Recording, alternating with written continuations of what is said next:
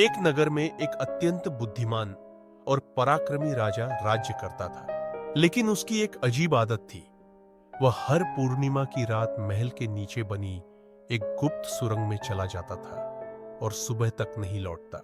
उसकी रानी और मंत्री इस राज को जानने के लिए व्याकुल थे, लेकिन कोई भी इस रहस्य को सुलझा नहीं सका। यही दिन राजकुमारी स्वयं अपने पिता के पीछे पीछे उस गुप्त सुरंग में चली गई। वहां उसने जो देखा उससे उसकी आत्मा कांप उठी। उसके पिता के शरीर से एक अलग छाया निकलकर एक सिंहासन पर जा बैठी और उसके चारों ओर कई अजीब आकृतियां झूमने लगी। वह कोई और नहीं बल्कि स्वयं बेताल था। यह सुनते ही राजा विक्रमादित्य ठिठक गए। उन्होंने बेताल से पूछा, क्या तुम यह कहना चाहते हो कि वह राजा भी किसी बेताल का वश था? बेताल हंसते हुए बोला, राजन, क्या तुमने कभी सोचा है कि मैं कौन हूं? मैं केवल एक प्रेत मात्र नहीं, बल्कि एक श्रापित योद्धा हूं, जो किसी समय तुम्हारी ही तरह एक पराक्रमी राजा था। लेकिन मैंने एक भूल कर दी और मुझे इस श्राप का भागी बनना पड़ा। विक्रम की रुचि अब बढ़ गई थी। क्या वह भूल थी? बेताल गंभीर स्वर में बोला, मैंने एक बार एक ऐसे खजाने को छू लिया था जिस पर देवताओं का पहरा था। यह खजाना सिर्फ उसी के लिए था जो बिना लालच के उसे उपयोग में लाए। लेकिन मैं उसमें अपना लाभ खोजने लगा और मुझे यह भूत रूप मिल गया। विक्रम अब कुछ सोच में पड़ गए। तो क्या मैं भी इस रहस्य को जानकर किसी श्राप का भागी बन सकता हूं? बेताल ने उत्तर दिया, यदि तुम लोभ में पड़े तो हां, पर यदि तुम सत्य का साथ दोगे तो मैं तुम्हारी मदद कर सकता हूं। बेताल की बातों से विक्रमादित्य का मन विचलित हो उठा। उन्होंने कभी नहीं सोचा था कि यह केवल एक साधारण प्रेत नहीं, बल्कि एक श्रापित योद्धा था। लेकिन अब उनके मन में एक और प्रश्न उठ खड़ा हुआ, क्या यह श्राप किसी दिन टूट सकता है? विक्रम ने बेताल से कहा, यदि तुम सच में एक श्रापित योद्धा हो तो यह बताओ कि तुम्हारा श्राप कैसे टूट सकता है? बेताल एक गहरी सांस लेकर बोला, इसके लिए तुम्हें एक गुप्त स्थान पर जाना होगा, कालसुर वन। वहां हर अमावस्या की रात एक भूतों की सभा लगती है, जहां उन आत्माओं के फैसले होते हैं जो श्रापित है। यदि तुम वहां पहुंचकर सभा के अध्यक्ष को मना सको कि मुझे मुक्त कर दे, तो शायद मैं फिर से अपने असली रूप में आ जाऊं। विक्रम की जिज्ञासा अब और बढ़ गई थी। उन्होंने दृढ़ता से कहा, तो ठीक है, इस बार मैं तुम्हें श्मशान में छोड़ने नहीं बल्कि कालसुर वन में ले जाने का निश्चय करता हूं। बेताल हंस पड़ा, राजन, तुम जितने बहादुर हो उतने ही चतुर भी। पर याद रखना, कालसुर वन में जाना आसान है, पर वहां से वापस आना कठिन। विक्रम ने बेताल को अपने कंधे पर रखा और श्मशान की ओर जाने के बजाय घने अंधकारमय जंगल की ओर बढ़ चले। जैसे जैसे वे कालसुर वन के करीब पहुंचने लगे, हवा भारी होने लगी। वातावरण में अजीब सी सिसकियां गूंजने लगी। आगे एक विशाल दरवाजा था जिस पर अनेकों डरावने चेहरे उकेरे गए थे। जैसे ही विक्रम ने दरवाजे को छूने का प्रयास किया, वह स्वयं खुल गया और सामने एक सुनसान काली धरती थी, जहां कई साए घूम रहे थे।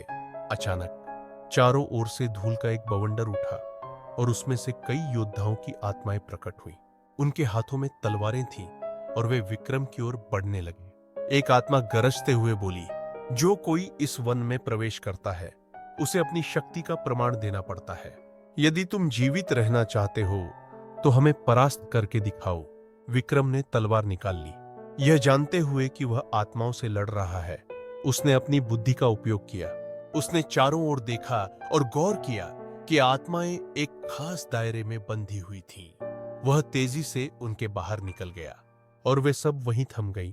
बेताल मुस्कुराया, वाह राजन, तुमने युद्ध किए हैं, परंतु यह तुम्हारी पहली आत्माओं से लड़ाई थी। लेकिन यह तो सिर्फ शुरुआत थी, आगे और कठिन परीक्षा तुम्हारा इंतजार कर रही है।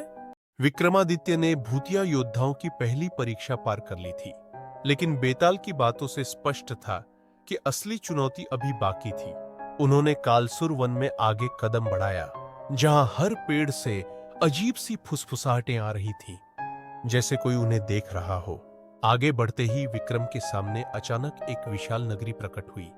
सुनहरी इमारतें, रोशनी से जगमगाते महल और सजीव लगने वाले लोग। पर यह सब उस जंगल में कैसे हो सकता था? बेताल ने धीमे स्वर में कहा, राजन, यह माया नगरी है। जो इसमें प्रवेश करता है वह अपने असली उद्देश्य को भूल जाता है और सदा के लिए यहीं का वासी बन जाता है। अगर तुम इसमें फंसे तो मुझे मुक्त करने का सपना भूल जाओगे। लेकिन विक्रम को ऐसा लगा जैसे कोई आवाज उसे पुकार रही हो। तभी सामने एक सुंदर स्त्री प्रकट हुई, जिसने कहा, राजन, मैं तुम्हारी प्रतीक्षा कर रही थी। यह तुम्हारा ही राज्य है जिसे तुम भूल चुके हो। यहां हर चीज तुम्हारी है, बस तुम्हें इसे स्वीकार करना होगा। विक्रम के मन में संदेह हुआ। उन्होंने अपनी तलवार निकाली और जमीन पर एक रेखा खींचते हुए कहा, अगर यह सब सच है तो इस रेखा के पार आकर दिखाओ। वह स्त्री मुस्कुराई, लेकिन जैसे ही उसने रेखा पार करने की कोशिश की, उसका रूप बदल गया। अब वह एक भयानक दानवीय आकृति में बदल चुकी थी। पूरा महल गायब हो गया और फिर से घना जंगल सामने था। बेताल हंस पड़ा। राजन, तुमने अपनी बुद्धि से यह परीक्षा भी पार कर ली, लेकिन अगली चुनौती और कठिन होगी। विक्रम जैसे ही आगे बढ़े, उन्हें एक विशाल पत्थर का सिंहासन दिखाई दिया, जिस पर एक अजली आत्मा बैठी थी। उसने कड़क आवाज में कहा, मैं राजा चंद्रसेन हूं, जिसे इस जंगल ने निगल लिया। अगर तुम मेरी पहेली का उत्तर नहीं दे पाए तो तुम भी मेरी तरह यहाँ के श्रापित लोगों में शामिल हो जाओगे। विक्रम ने सिर हिलाया। पूछो अपनी पहेली, राजा चंद्रसेन ने कहा। अगर एक योद्धा अपने राज्य को बचाने के लिए किसी निर्दोष को बलिदान कर दे तो क्या वह धर्म है या अधर्म? विक्रम कुछ पल चुप रहे, फिर बोले, यदि उसका उद्देश्य स्वार्थी है तो वह अधर्म है, पर यदि वह पूरे राज्य की रक्षा के लिए ऐसा करता है और उसमें कोई स्वार्थ नहीं है तो यह धर्म है। परंतु सच्चा राजा वह है जो बिना किसी निर्दोष के बलिदान के अपनी प्रजा की रक्षा कर सके।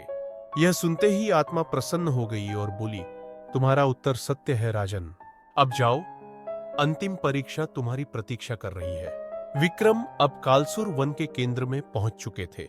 वहां एक विशाल वृक्ष था, जिसके चारों ओर कई आत्माएं बंधी हुई थी।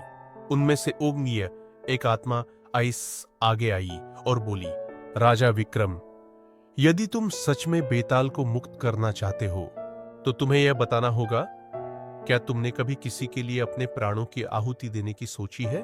विक्रम निडर होकर बोले, राजा का जीवन प्रजा के लिए होता है। यदि मेरे बलिदान से किसी का उद्धार हो सकता है तो मैं बिना सोचे अपने प्राण दे दूंगा। तभी बेताल जोर से हंसा और बोला, राजन, यही वह उत्तर था जिसकी मुझे प्रतीक्षा थी। अचानक बेताल की आकृति बदलने लगी। अब वह एक तेजस्वी योद्धा में परिवर्तित हो चुका था। मैं एक श्रापित आत्मा था, जिसे केवल एक निस्वार्थ राजा ही मुक्त कर सकता था। तुम्हारी बुद्धि, साहस और निस्वार्थता ने मुझे इस श्राप से मुक्त कर दिया। अब मैं अपनी मुक्ति का ऋण चुकाने के लिए तुम्हारी रक्षा करूंगा। कालसुर वन धीरे धीरे मिटने लगा और विक्रम फिर से उसी श्मशान की ओर लौट आए, जहां से उन्होंने यात्रा शुरू की थी।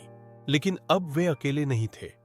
बेताल नहीं, बल्कि उनके साथ एक योद्धा मित्र था, जिसने उन्हें एक नई शक्ति और ज्ञान का आशीर्वाद दिया था। कहानी समाप्त।